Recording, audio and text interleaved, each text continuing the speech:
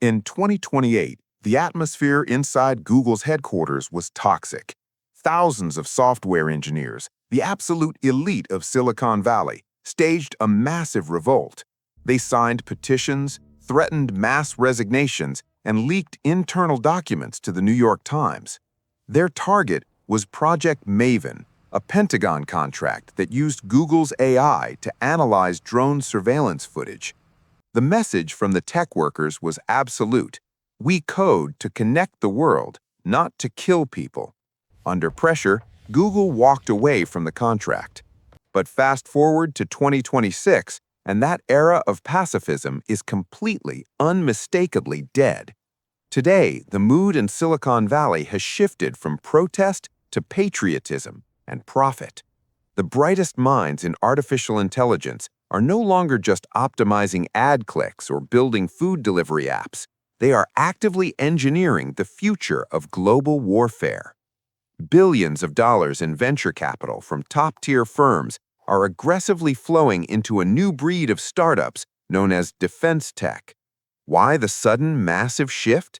Because the geopolitical reality of the 2020s became impossible to ignore. As conflicts erupted in Eastern Europe and the Middle East, Silicon Valley had a terrifying realization. If the West refuses to weaponize AI out of moral purity, its adversaries will not hesitate to do so. Today, we are decoding the rise of the Silicon Valley war machine, the collapse of legacy defense contractors, and the companies pulling the strings behind the new algorithmic arms race. Welcome to Info AI Pro.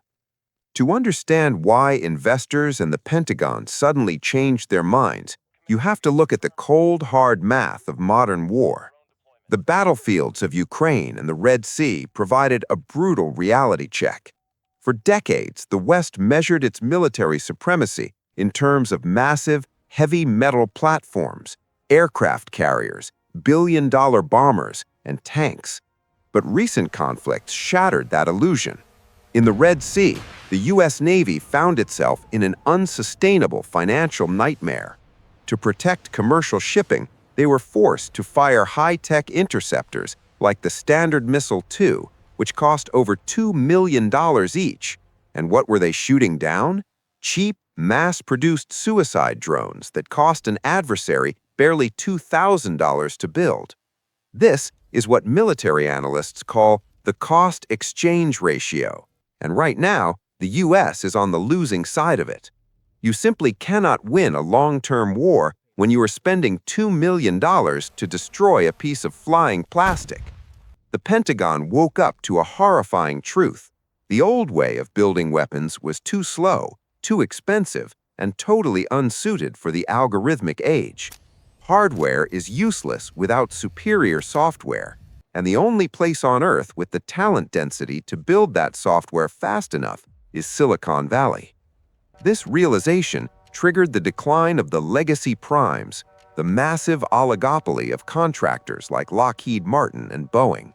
Their business model was based on cost-plus contract, where they got paid more if a project took longer and cost more. It resulted in jets like the F-35 taking 20 years to develop. But modern warfare in 2026 doesn't wait 20 years.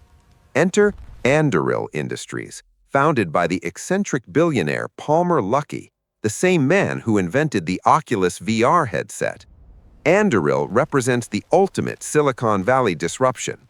With a valuation soaring past $14 billion, they don't want to build a singular, expensive masterpiece. They want to build thousands of cheap, intelligent, AI-piloted systems that can be manufactured in days. This is the concept of attritable warfare. You send out a massive swarm of autonomous drones or submarines. If half of them get shot down, it simply doesn't matter because they are cheap, expendable, and easily replaced. Anduril's secret weapon is their software operating system called Lattice. It connects thousands of disparate sensors and drones into a single cohesive artificial intelligence network. It sees everything on the battlefield, categorizes threats instantly, and calculates the exact weapon needed to neutralize the target. moving faster than any human operator ever could. While Anduril is building the autonomous hardware, another massive player is building the brain of the command center, Palantir Technologies, run by the outspoken CEO Alex Karp. Palantir has never apologized for working with the military. In fact, they argue that Western software is the shield of democracy. Their latest weapon isn't a missile, it's a large language model called the Artificial Intelligence Platform, or AIP. Imagine a military commander sitting in a tactical tent. Instead of waiting 8 hours for human analysts to review satellite imagery and intercept communications, the commander simply types a prompt into an AI interface, exactly like using ChatGPT. The commander types, "Show me all hostile armor movements within a 50-mile radius and generate 3 strike options." Within seconds, the AI analyzes millions of data points, identifies the enemy tanks, checks the inventory of friendly artillery, calculates the collateral damage risk, and presents a fully formed target package. Palantir has essentially compressed the kill chain, the time it takes to identify and destroy a target, from hours down to mere seconds. The AI is doing the heavy strategic thinking. The human is just there to validate the final decision. But compressing the kill chain brings us to the ultimate futuristic evolution in defense tech, the U.S. Air Force's CCA program, Collaborative Combat Aircraft. This is where science fiction becomes absolute reality in 2026. The military realized that the biggest limitation in an F-35 fighter jet is the human pilot inside it. A human body passes out from extreme G-forces, and a human brain can only track a few targets at a time. The solution? The AI Wingman. The Air Force is actively testing autonomous jets that fly alongside human pilots. A single human pilot acts as a quarterback in the sky, commanding a squad of 3 to 5 AI drones.